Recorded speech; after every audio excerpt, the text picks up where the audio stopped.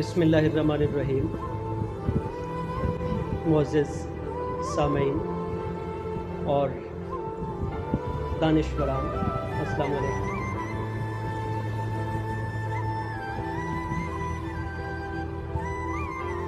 کسی بھی لفظ کی حرمت اور تقدس کا خیال کرتے ہوئے اسے کتابی صورت میں محفوظ کرنا جو آئندہ اور موجودہ ہر دو نسل کے لیے کارآمد ثابت ہو، یقیناً ایک لائق تحسین عمل ہے۔ اور میں محترم فخر الزمان سرحدی صاحب کو اور انٹرنیشنل رائٹرز فورم اور ادب سماج اور انسانیت پبلیکیشنز کے سربراہ شہزاد افق صاحب کو خراج تحسین پیش کرتا ہوں کہ انہوں نے نہایت عمدہ کتاب پبلش کی ہے۔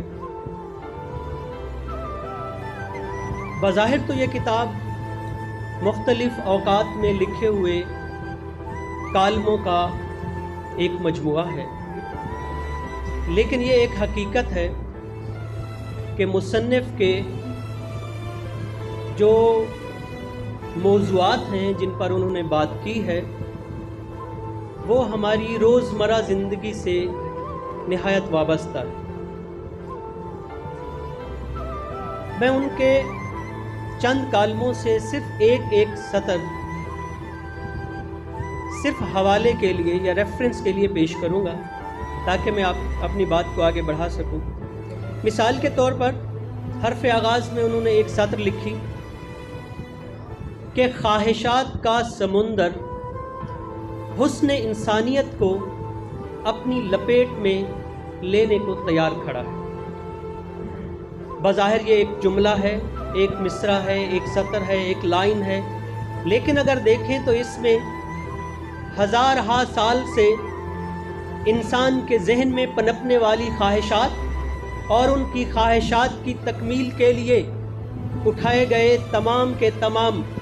اقدامات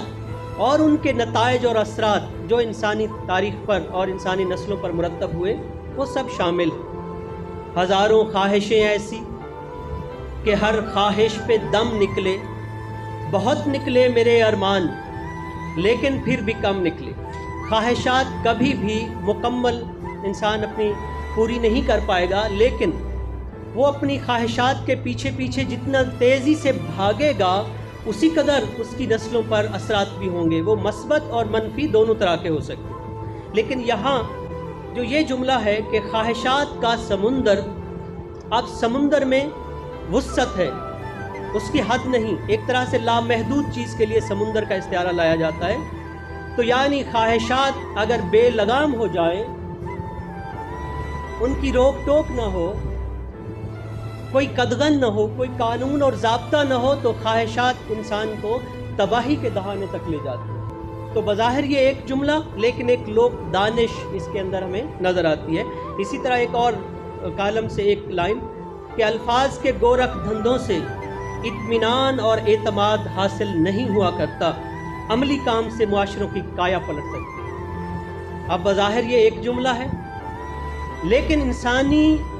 معاشروں پر ایسا وقت آتا ہے اگر انسان صرف اپنی زندگی کو بھی لے تو بعض اوقات تسلی کے الفاظ بے معنی ہو جاتے۔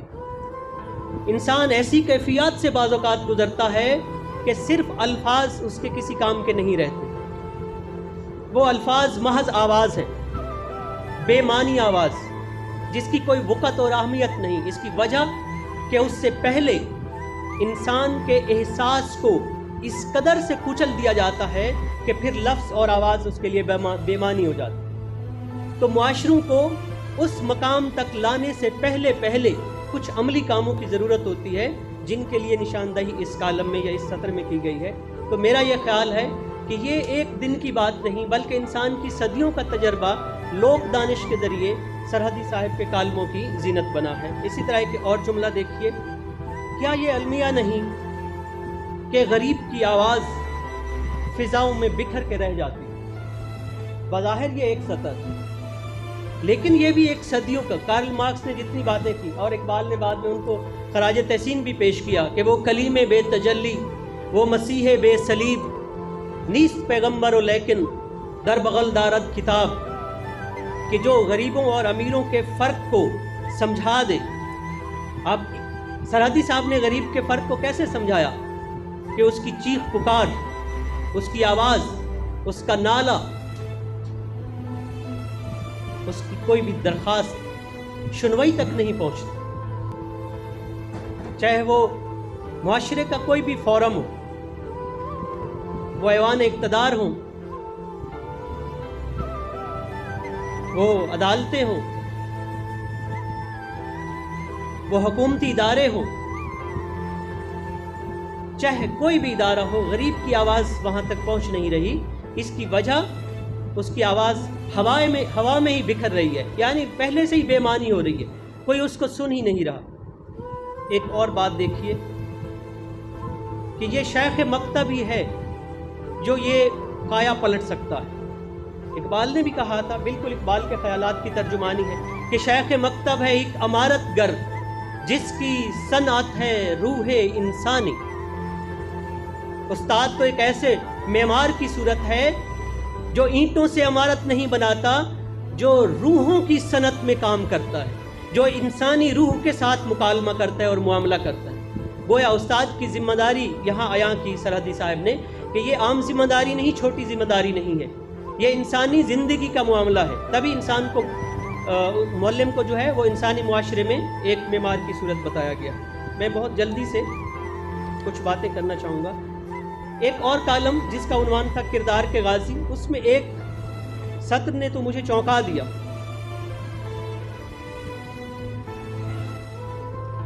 کردار یہ ہے کہ احترام آدمیت کے تقاضوں سے آگاہی حاصل کی جائے۔ یہ تو ایسا جملہ ہے کہ جو اقوام متحدہ کے منشور میں بھی شامل کیا جائے کہ احترام، کسی شاعر نے بھی خوب کہا تھا، ہر آدمی پہ آدمی کا احترام فرض ہے کہ آدمی کی ذات ہی کو مصطفیٰ کہا گیا، جو چنیدہ ہو، منتخب کیا گیا۔ یعنی عام انسان اور منتخب انسان میں فرق یہی ہے، اس کا انتخاب اس لیے کیا گیا کہ اس کے اندر کچھ ایسی صفات تھیں اور وہ بہترین صفت کی طرف نشاندہی کی گئی، اور وہ ہے احترام انسانیت، احترام آدمیت۔ اصلاح کے بارے میں کہتے ہیں یہ گھر سے، اصلاح کا پہلو ہمیشہ گھر سے شروع ہوتا ہے، تو یہ لوک دانش ہے، یعنی سیلف ریسپانسبلٹی بھی ہمیں اس کے اندر نظر آتی ہے۔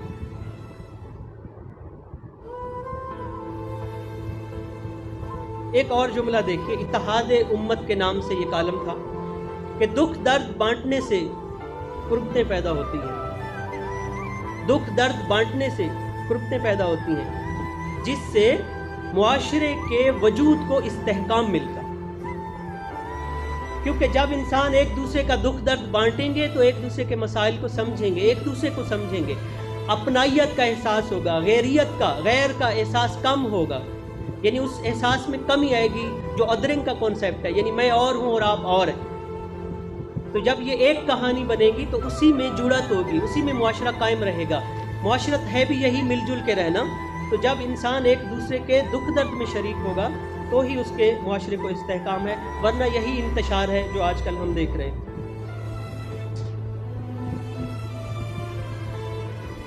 ایک اور کالم میں ایک جملہ دیکھیے کہ ثابت قدمی کا جنون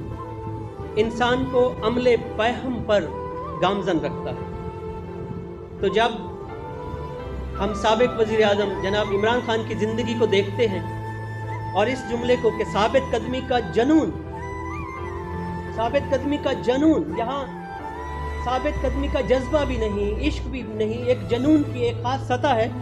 انسان کو عمل پیہم پر گامزن رکھتا ہے، پھر اسے پرواہ نہیں ہوتی کسی طرح کے مسائل کی بھی۔ یہ کسی طرح کی بھی سیاسی وابستگی سے ہٹ کے ان کی صرف زندگی کو سامنے رکھتے ہوئے یہ بات میں کرنا چاہ رہا ہوں کہ ان کی زندگی سے ہمیں یہ سبق ملتا ہے۔ میں یہ مثال بھی اس لیے دے رہا ہوں کہ ہم اس کے عینی شاہد ہیں، ہم یہ چیز محسوس کر رہے ہیں ان کی زندگی میں۔ بہت سارے دنیا میں ایسے لوگ آئے جنہوں نے ثابت قدمی سے اور مستقل مزاجی سے اپنے مقاصد حاصل کیے تو اپنے مقصد کی راہ پر ہمیشہ چلتے رہنا، اس کے پیچھے ایک تیقن ہے، یقین کا ایک خاص درجہ ہے جس کو سرحدی صاحب نے جنون کا نام دیا۔